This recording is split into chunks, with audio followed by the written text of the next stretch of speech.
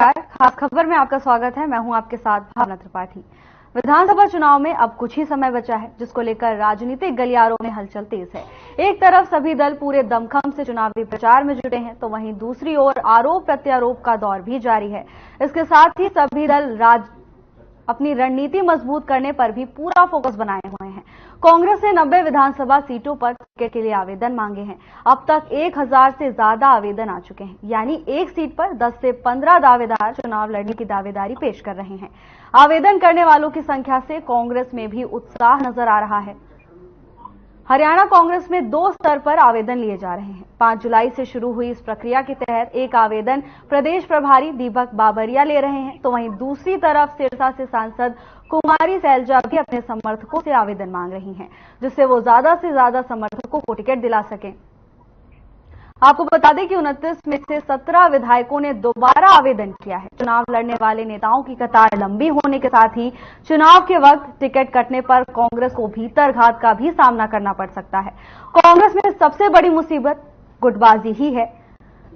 अगर हाईकमान गुटबाजी पर लगाम नहीं लगा पाया तो उनके खुद के नेता ही एक दूसरे का कांटा निकालने में कोई कोर कसर नहीं छोड़ेंगे।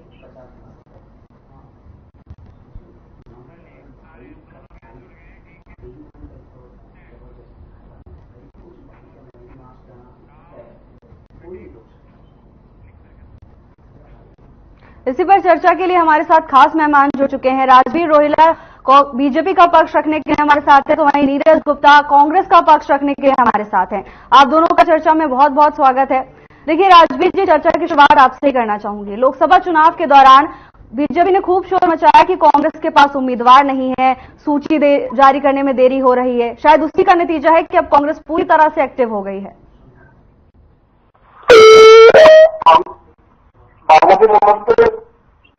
नीरज जी को राम राम, आपके तरफ से भी राम राम। हर पार्टी का टैक्टिक्स है, चुनाव लड़ने के लिए मैदान में आए हैं। वो चाहे कांग्रेस है, चाहे बीजेपी, चाहे जनता बसपा है, तो अन्य पार्टी आम आदमी पार्टी वगैरह होती है। हर पार्टी का अपना एक नियम है। लेकिन आपने एक बात बोली है भावना जी की, भाई सैलजा जी अपने समर्थकों से ले रही है, बावरिया जी अपनों से ले रहे हैं, और चंडीगढ़ कार्यालय में भी लिए जा रहे हैं लेटर चुनाव होने के लिए है। तो आप ये शायद नजर लगा सकते हैं कि तो छापे कितने को मारी गई है। माने कि किस को कमेंट किया गया, तेरे को टिकट मिलेगी, तेरे को टिकट मिलेगी। ये तो दे रहे हैं, मतलब जो एप्लीकेशन है, ये हर किसी ना किसी नेता के समर्थक है। ये मेरे को टिकट दिलवा देगा। आपकी आवाज यहाँ तक नहीं भारतीय जनता पार्टी एक कैडर और संगठन आधारित पार्टी है, जहाँ पार्टी हमारा संगठन काम करता है।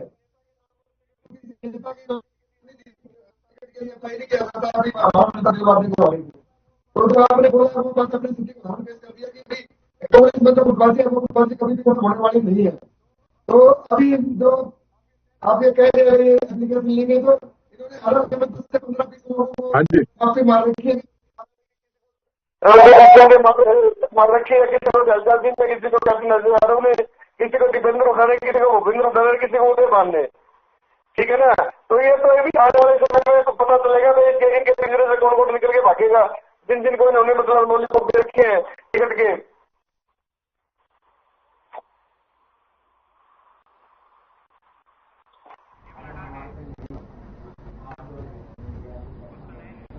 राजवीर जी, आपकी आवाज मुझ तक नहीं पहुंच पाई है, दोबारा अपनी बात को दोहराइए।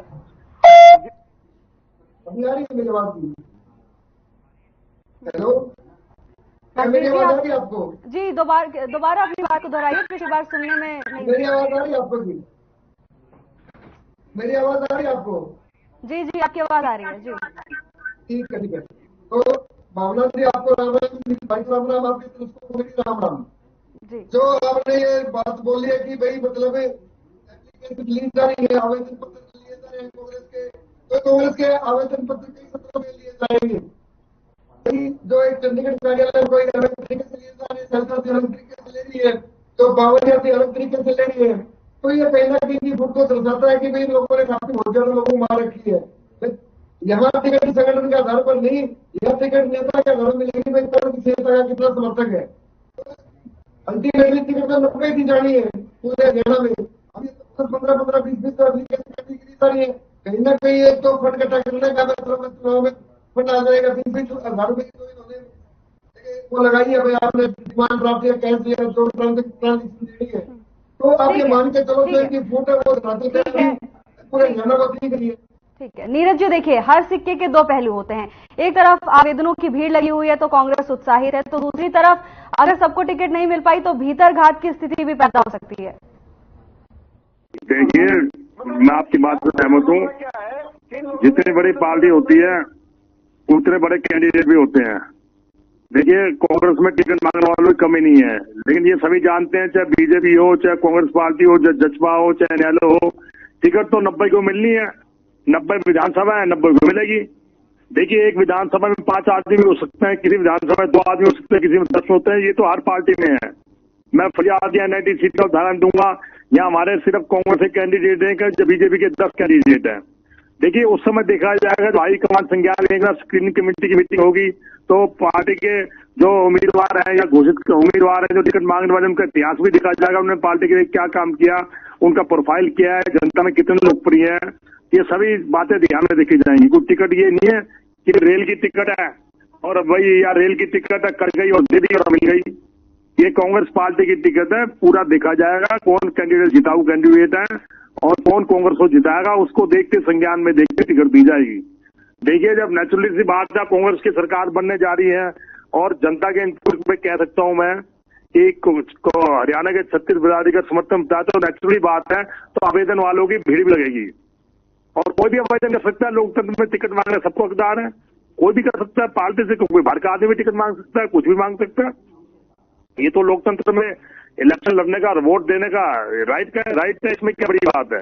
देखिए रही बाकी गुटबाजी की हमारी पार्टी में, देखिए हर पार्टी के नेता कांग्रेस के लिए काम कर रहे हैं, चाहे शैलजा मैडम हो, चाहे हमारे हुड्डा साहब हो, चाहे कोई भी प्रतिनिधि, तो सब कांग्रेस को जिताने का काम कर रहे हैं। उनका एक ही मकसद है बीजेपी को यहाँ से हरियाणा से भगाना है। देखिए मेरे हिसाब से जैसे इन्होंने वर्ड किए भाई वो मुख्यमंत्री प्रवास करेंगे फतेहाबाद में, कुछ ऐसा था। अब बीजेपी का हरियाणा में आखिरी प्रवास एक छोट जी इनका आखिरी प्रवास है, कुछ भी कर लें। अभी एक ब्रेक के लिए रुकेंगे, एक छोटे से ब्रेक का वक्त हो चला है, जल्द हाजिर होंगे ब्रेक के बाद।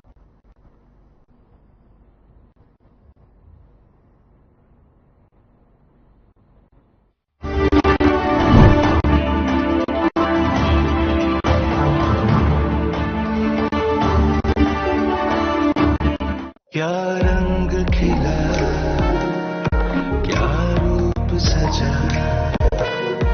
मैंने ही नहीं दुनिया ने कहा।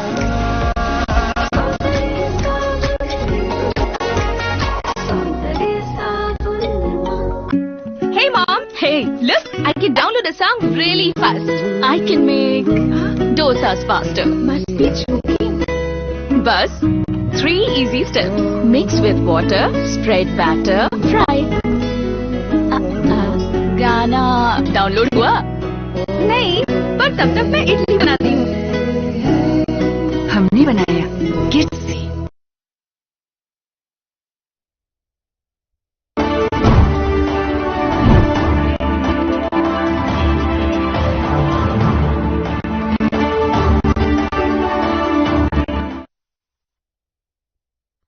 ब्रेक के बाद आपका स्वागत है। चर्चा में आगे बढ़ेंगे। नीरज जी आपसे फिर से वही सवाल है। देखिए मेरे सवाल का जवाब नहीं मिल पाया था। आपने कहा कि कतार लंबी हो सकती है, लोग ज्यादा हैं, सब जो काबिल होगा उसको मौका दिया जाएगा, लेकिन सवाल ये है कि अगर लोग नाखुश हो गए तो भीतर घात की स्थिति पैदा हो सकती है। देखिए बिल्कुल हो सकती है, तो हर पार्टी में सिर्फ कांग्रेस की, आप बीजेपी की बात कीजिए, बीजेपी में एक कैंडिडेट एक विधानसभा में 10-10 उम्मीदवार हैं। कांग्रेस के लिए गुटबाजी बड़ी समस्या रही है, हर बार इसे खामियाजा भुगतना पड़ रहा है। जो सच्चा सफाई है ऐसे कोई आपको देखने को मिलेगा नहीं, सब कांग्रेस के लिए काम करेंगे। क्योंकि मैं मैदान में भी रहता हूँ, फील्ड में भी रहता हूँ, तो जहां तक ये देखना है सब कार्यकर्ता कह रहे हैं या कैंडिडेट कह रहे हैं भाई जिसे टिकट मिलेगा हम उसके साथ हैं। चाहे 10 अप्लाई करने वाले हैं और 9 उनके साथ हो जाएंगे जब टिकट की घोषणा हो जाएगी, क्योंकि टिकट का फैसला हाईकमान करेगा। तो सबको हाईकमान पे विश्वास है, जो भी फैसला लेंगे सही लेंगे, तो कांग्रेस के लिए काम करेंगे। कांग्रेस कार्यकर्ता है, कैंडिडेट का एक ही मकसद है, बीजेपी को यहाँ से भगाना। तो जनता तंग आ चुकी है। आप देखिए, जब हरियाणा में हुड्डा साहब की सरकार थी, बीसी वन को 3,92,000 वोट देने, 3,92,000 प्लॉट देने का काम किसने किया? और अभी 7 लाख प्लॉट वोट देने थे, जिसकी योजना को बीजेपी सरकार ने बंद कर दिया। और बीसी कमीशन का गठन किसने किया था? हुड्डा साहब सरकार ने किया था, जिनको उन्होंने भंग कर दिया। ये हमारी सरकार ही कांग्रेस दलित और पिछड़ों की सरकार है, जो दलित और पिछड़ों किसानों का ध्यान रखती है। मेरे पे सारे डाटा है। देखिए, हरियाणा मांगे साहब यात्रा हमारी कितनी अच्छी चल रही है। आगे 56 विधानसभा की यात्रा आप 1 अगस्त से चालू होने वाली है। आप उसमें देखना कितनी अपार भीड़ मिल रही है, सभी विधानसभा से निकलेंगी। और दूसरा, शैलजा जी ने भी प्रोग्राम शुरू कर दिया, सब कांग्रेस के लिए काम कर रहे हैं। देखिए, सबका एक ही मकसद है, बीजेपी को यहाँ से भगाना, हरियाणा को बचाना है। ये देखिए, हरियाणा में बीजेपी का अंतिम प्रवास है। इसके बाद बीजेपी 2 डिजिट की पार्टी बन जाएगी। आप देखना, जैसे इनकी आजकल पहले स्थिति हुआ करती थी, क्योंकि इनको एक बार तो गठबंधन मिला, एक बार तो पूर्ण बहुमत की सरकार मिली है 2014 से 2019 थी। उससे पहले तीनों लालों के सारे आते रहे हैं। आज इनके प्रवक्ता कहते थे बीसी बना दिया, फिर हमने बना दिया मुख्यमंत्री। अरे भाई, जब तुम और सरकार के कितने भरोसे थे और कोरोपरेशन में सरकार थी, इन्हें के साथ गठबंधन था, तब आपने क्यों नहीं बनाया? ठीक है, ये बात ठीक है, ये चर्चा का विषय नहीं है। ठीक है राजवीर जी, देखिए आपने सवाल उठाया कि अलग अलग लोग समर्थन मांग रहे हैं, अलग अलग नेता सामने उतरकर समर्थन ले रहे हैं, आवेदन ले रहे हैं, लेकिन उनका कहना है कि सभी कार्यकर्ताओं का एक ही मकसद है, वो है जीत हासिल करना। आप गुटबाजी को लेकर कितने भी सवाल खड़े कर लीजिए, कोई प्रभाव नहीं पड़ेगा।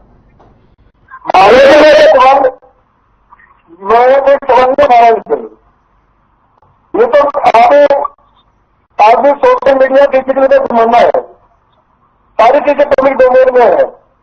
जिन लोगों ने अप्लाई किया है, आप उन लोगों में ध्यान देखिए। टिकट लेने तो बहुत बढ़िया लड़ेगी इलेक्शन में, नहीं तो भाईचारा जो फैसला करेगा हम उसके साथ है। टिकट नहीं मिली तो हम आगे लगा देंगे। तो ये स्थिति सुधारे वो सिर्फ चुनाव करने के लिए निकले हुए हैं। उनका मुझसे चुनाव होता है और अच्छी बात है, चुनाव होने चाहिए, जितने ज्यादा लड़े अच्छी बात है। तो हमें कोई ऐतराज नहीं, ये एक और टिकट में 20 से 50 को दें, लेकिन अब कहीं ना कहीं ये जो लोग लोगों के चाहे तो कांग्रेस नहीं सत्ता में आ रही है। भारतीय जनता पार्टी पिछली बार सरकार बनाएगी अपने पैटर्न के दम पर, अपने कार्यकर्ताओं के दम पर, अपने नेताओं के दम पर, अपने नीतियों के दम पर, और जो हमने काम किया है उस काम के दम पर। देखिए राजवीर जी, जो भारी संख्या राजवीर जी देखिए, भारी संख्या में जो आवेदन प्राप्त हो रहे हैं, उससे कांग्रेस का उत्साह और बढ़ता जा रहा है। उनको लग रहा है कि माहौल उनके फेवर में है।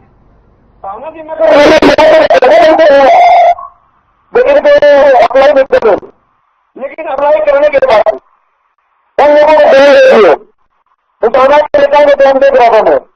भाई हमारा भाईचारा कैसे तो भाईचारा क्यों बनाया?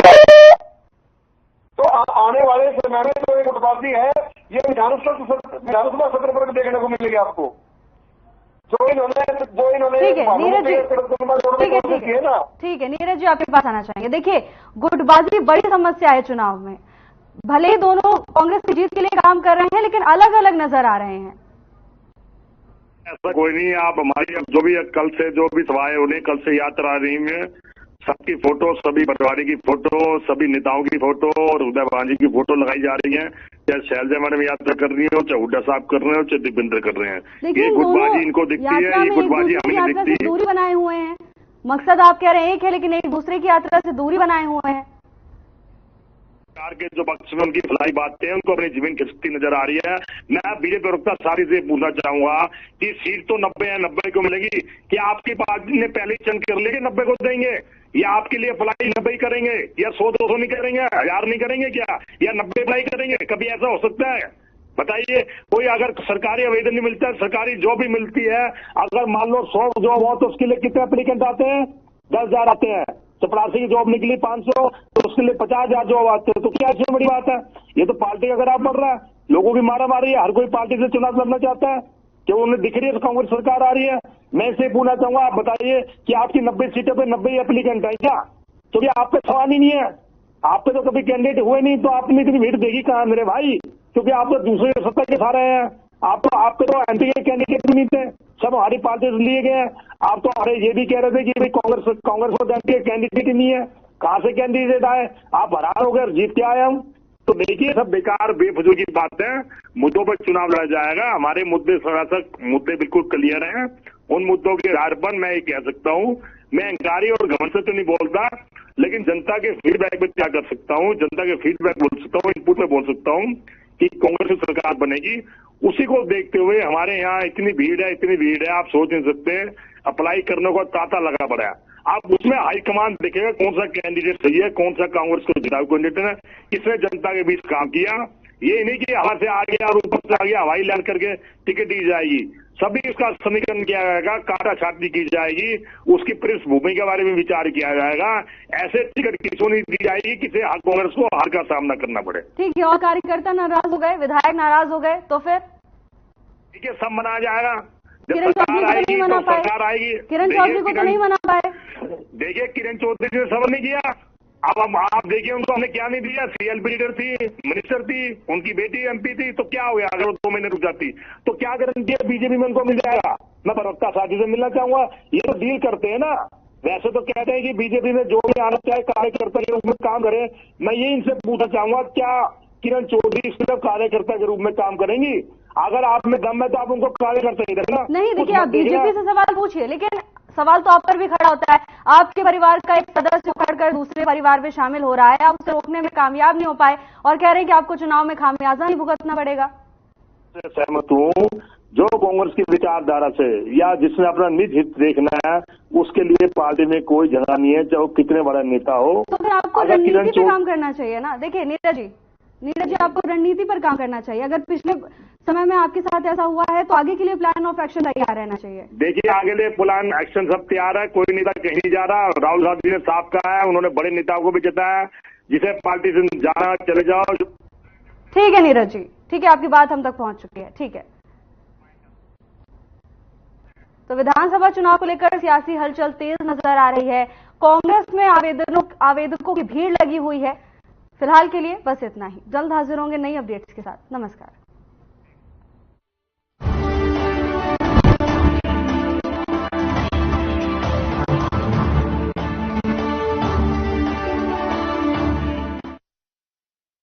बताऊं माँ कि बेतो रेवाड़ी है।